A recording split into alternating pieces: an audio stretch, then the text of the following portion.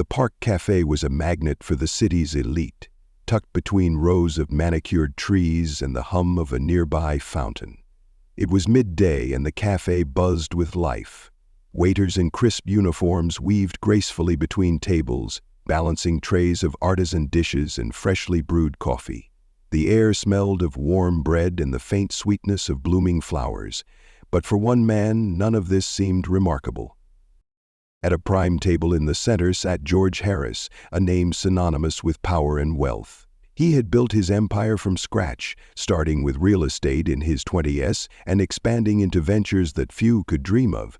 At 72, he carried himself with the confidence of someone who owned not just his world, but perhaps the world of everyone around him. His sharp suit and gold-rimmed glasses reflected a life of opulence, yet as he glanced at the menu his movements were slow, almost hesitant. Opposite him sat Sarah, his much younger wife, a woman who seemed plucked straight from a magazine cover. Her jet-black hair framed a face that was impossibly polished. Her bright red lipstick was carefully applied. Every inch of her screamed elegance, but her smile didn't quite reach her eyes. She twirled a diamond bracelet on her wrist absent-mindedly, her attention fixed not on her husband but on her phone screen. Nearby, a boy lingered just beyond the patio fence. He was small for his age, his oversized hoodie hanging loosely on his thin frame. His dark eyes darted from table to table, scanning plates and pockets, looking for an opportunity. His name was Max, though no one in the cafe knew him. His face was familiar on this street. He was a kid with nowhere to go, always on the outskirts of conversations and the edges of concern. George glanced at his watch. "You're distracted again," he said, his voice calm but pointed. Sarah looked up and smiled, though there was no warmth in it. "I'm right here," she replied sweetly, reaching across the table to place her hand on his. "You know how much I enjoy these lunches." Max's stomach growled. He moved closer, his footsteps almost silent as he leaned against the patio railing.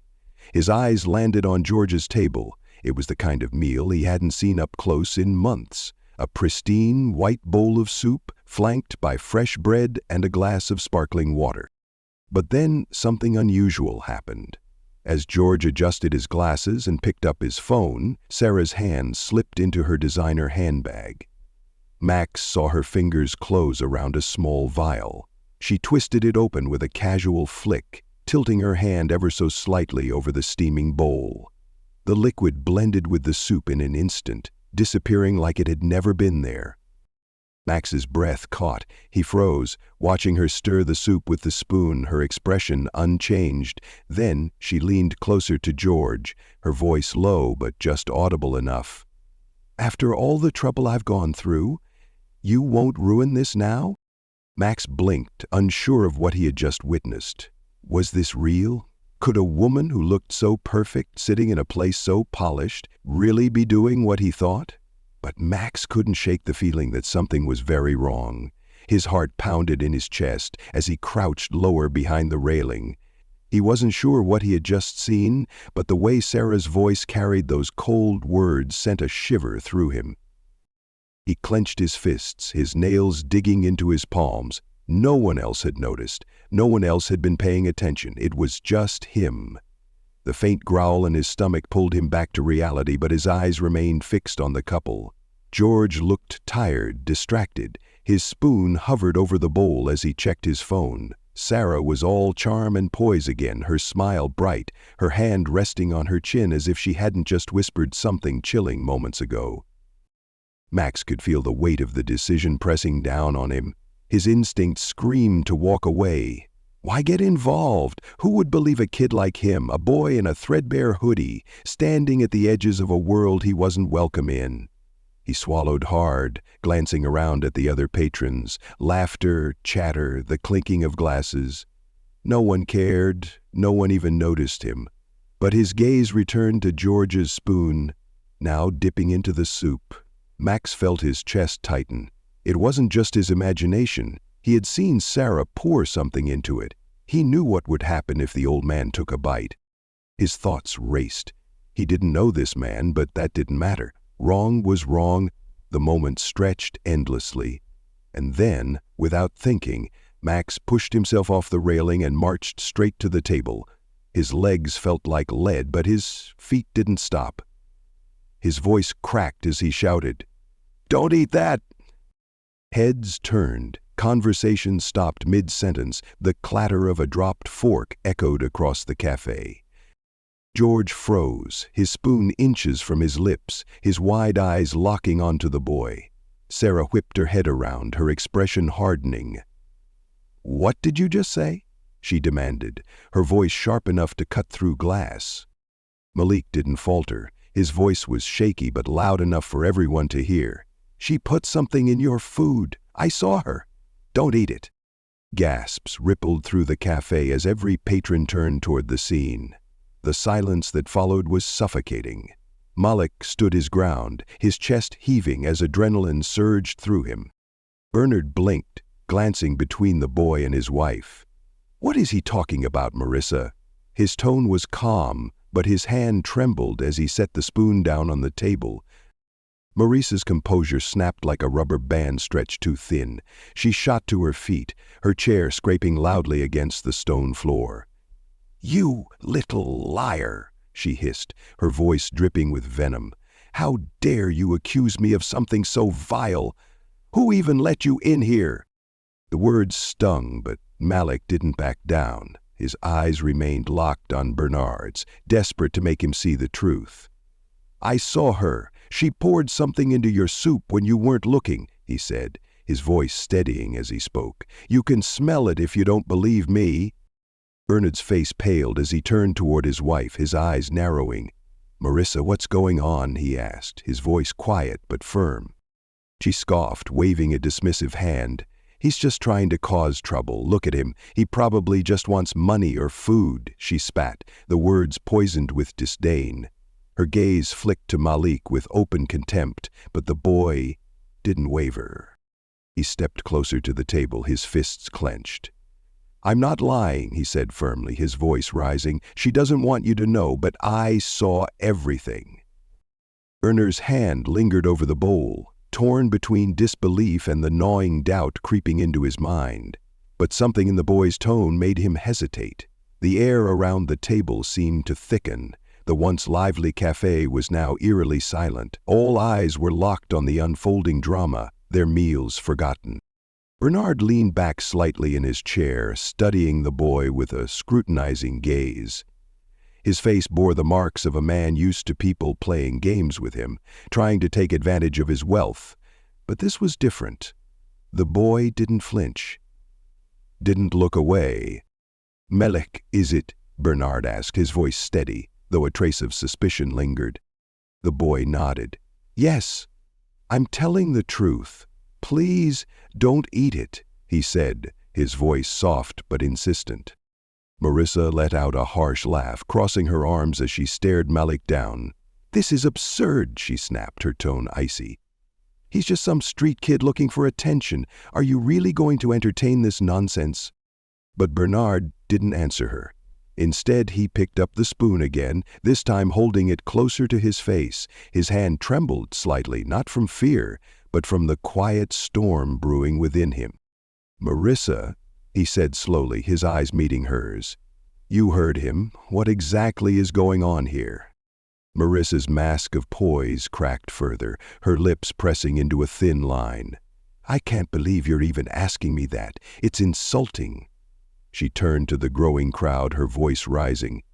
"He's lying. Look at him. He probably doesn't even know who you are. Why would you trust him over me?" The weight of her words hung in the air, but they didn't have the effect she'd hoped for. The crowd was murmuring now, their eyes darting between the three of them. Whispers floated through the air. "Did she really do it? Look at her, she seems nervous. That boy doesn't look like he's making this up." The murmurs only fueled Marissa's fury. She slammed her hands on the table, her polished demeanor gone. "Enough of this. Bernard, eat your damn soup and let's go," she hissed, her voice trembling with rage. But Malik wasn't backing down. He took another step forward, his fists clenched tightly. "If you won't believe me, then call someone to test it," he said, his voice rising with urgency. "You're rich. You've got lawyers, doctors, people who can figure it out. But Don't eat it. If you do, you'll regret it." Bernard's jaw tightened as he turned back to the bowl. The spoon was still in his hand, but he didn't lift it to his lips. His eyes, tired and calculating, shifted to his wife, Marissa. He said, his voice low, "You've been acting strange for weeks now." Her face flushed, and she stumbled over her words. I don't know what you're talking about." "You can't seriously think I'd poison him," Bernard finished for her, his tone razor-sharp. The crowd gasped audibly, their whispers growing louder. Malik stood firm, his gaze unwavering. He could feel his heart pounding, but he wouldn't let it show. He'd done what he could. Now it was up to Bernard to make the next move. Marissa straightened up, her expression hardening into something cold and unfamiliar. "This is ridiculous. I don't have to sit here and listen to this nonsense," she said, grabbing her handbag. But before she could leave, Bernard's hand shot out, gripping her wrist with surprising strength for a man his age. "You're not going anywhere," he said firmly, "not until we get to the bottom of this." The waiter, who had been frozen in place, finally spoke up. "Sir, should I call the police?" The question sent a ripple through the cafe, and for the first time, Marissa looked genuinely panicked. She shook her head violently. "Don't you dare," she hissed.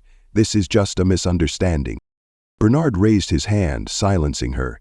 "Yes," he said, addressing the waiter without looking away from Marissa. "Call them." Malik felt a surge of relief, but it was fleeting. The truth wasn't out yet, and the tension was far from over. The cafe held its collective breath as the waiter hurried inside to make the call. Bernard let go of Marissa's wrist, his eyes never leaving hers. The once polished charm she wore so effortlessly was now unraveling, replaced by a growing sense of desperation. She glanced around, her lips moving but no sound coming out, as if searching for an escape. Meanwhile, Malik stood a few steps back, his hands shaking slightly. He'd done all he could, but now he felt the weight of doubt creeping in. What if the man didn't believe him? After all, what if she managed to talk her way out of this? He clenched his fists, forcing himself to stay rooted in place. "Malik," Bernard said suddenly, his voice cutting through the tension. "You said you saw her put something in the soup. Can you describe it?" The boy nodded quickly, stepping forward. "It was a small bottle, like one you'd use for medicine, clear liquid. She poured it in when you were looking at your phone, then stirred it. I swear I saw it." Bernard's face tightened. He turned to Marissa, who was already shaking her head. "This is absurd," she muttered. "He's lying. Why would I—" But Bernard cut her off. Why would he lie? What could he possibly gain from this? The crowd murmured again, and the sound of sirens in the distance added to the charged atmosphere. Marissa's eyes darted toward the soup, and for a split second, her carefully crafted facade slipped completely. She looked cornered. Then, as if grasping at straws, she rounded on Malik. "You've been spying on us, haven't you? Trying to cause trouble because you're jealous of people who actually have something." The words hit Malik like a slap, but he stood his ground. "I'm not jealous," he said firmly. "I saw what I saw, and I couldn't just stand there and let you hurt him." The sirens grew louder, and soon 2 police officers entered the cafe. The room seemed to shrink as they approached the table, their hands resting on their belts. "What's going on here?" one of them asked, his tone neutral but authoritative. Bernard stood, his towering frame still commanding respect despite his age. "Officers," he said, gesturing toward the bowl of soup, "this boy claims my wife poisoned it." The officers exchanged glances, their expressions carefully blank. One of them leaned down, sniffing the bowl cautiously, then turned to Marissa. "Ma'am, do you have anything to say about this?" Her face turned crimson. "This is ridiculous. He's just a street kid trying to make trouble. Bernard, you're really going to let this nonsense go this far?" But the officer wasn't buying her deflection. "We need to test the contents," he said, reaching for the bowl. "No," Marissa snapped, her voice rising. The outburst drew even more attention, and her sudden panic only made her look guiltier. The officer paused, narrowing his eyes. "Ma'am, is there something you'd like to tell us before we proceed?" Marissa hesitated, her chest rising and falling rapidly. She looked at Bernard, then at the officers, her hands trembling as she clutched her handbag. Finally, her resolve crumbled. "Fine," she spat, her voice low but dripping with venom. "You want the truth? I'm tired of living in his shadow, tired of his control over everything. He was never supposed to make it past this year, and I—" She stopped abruptly, realizing too late that she'd said too much. The cafe erupted in gasps, some patrons pulling out their phones to record the scene. Bernard's face went pale as the weight of her confession hit him like a truck. The officer stepped forward, his expression grim. "Ma'am, I'm placing you under arrest for attempted murder. Please, put your hands where I can see them." Marissa's composure shattered completely. She screamed, trying to wriggle free as they secured her hands behind her back. "You don't understand. I deserved everything. He had everything," she shouted as they led her away, her voice echoing through the stunned cafe. Bernard sank back into his chair, his hand trembling as he pushed the soup away. For a moment he said nothing, his face a mask of disbelief and betrayal. Then his eyes found Malik, who stood frozen, unsure of what to do next. But as Bernard's gaze softened, a flicker of gratitude replaced the anger in his expression. Malik hadn't just saved his life. He'd revealed a truth Bernard would have never seen coming. The cafe slowly returned to a low hum of whispers and murmurs as the officers escorted Marissa out, her protests fading into the distance. Patrons exchanged wide-eyed glances, still reeling from what they had just witnessed. Some looked at Bernard with pity, others with curiosity. But Malik didn't move. He stood rooted to the spot, unsure if he was supposed to stay or slip away quietly. Bernard turned to the boy, his face still pale but his eyes now steady. "Malik," he said softly, gesturing to the seat across from him. "Sit." Malik hesitated, glancing around at the onlookers. But Bernard's voice carried a weight that made him obey. Slowly he sank into the chair, his shoulders tense. "You saved my life," Bernard said, his voice low but firm. "I don't know how I can ever repay you." Malik fidgeted, his hands gripping the edge of the table. I couldn't let it happen," he said quietly. "I couldn't just watch and say nothing." Bernard nodded, his gaze distant for a moment as if replaying the entire ordeal in his mind. "Most people would have," he said after a pause. "They would have turned the other way, pretended they didn't see. But you didn't. That took courage, boy." Malik shrugged, his voice barely above a whisper. "I guess I don't like seeing people get hurt, that's all." Bernard leaned back, studying the boy for the first time. He seemed to really see him now, not just as a scrappy kid on the streets, but as someone with a story, a soul. "How long have you been out here?" The question caught Malik off guard. He looked away, his voice tinged with embarrassment. "Oh." Bernard frowned but didn't press. Instead, he reached into his pocket and pulled out a sleek black phone. "Wait here," he said, standing and stepping aside to make a call. Malik watched him, unsure of what to do. His heart pounded with anxiety. Was he in trouble now? Was Bernard going to call someone to have him removed? But when Bernard returned, his expression was calm, almost kind. "Help is on the way," he said simply. "Help?" Malik asked, his brow furrowing. Bernard nodded. "I called someone I trust. They'll make sure you have a place to sleep tonight, somewhere safe, and if you'll let me, I'd like to do more than that." The boy's eyes widened. "You don't have to do that," he said quickly, his voice defensive. "I didn't do this for money or anything." Bernard smiled faintly. "I know. That's why I want to help. You did something most people wouldn't have, and trust me, Malik, if the world had more people like you, it would be a much better place." For the first time in a long while, Malik felt a warmth he couldn't quite describe. He looked down, unsure of what to say. The cafe patrons began to disperse, but the weight of what had happened lingered in the air. Bernard picked up his glass of water, taking a long sip before speaking again. "Sometimes Life gives us the chance to change someone else's story, he said, his voice thoughtful. You changed mine today, Malik, and maybe, just maybe, I can help change yours. The boy glanced up at him, his dark eyes glistening with something he hadn't allowed himself to feel in years: hope. As the two sat in silence, the sun continued its arc across the sky, casting long shadows across the café. The lesson wasn't lost on anyone who had witnessed the event. Courage doesn't always wear a suit, and kindness doesn't always come from the wealthy.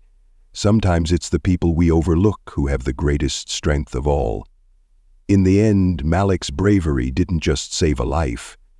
It reminded everyone in that cafe of the power of standing up for what's right, no matter the odds.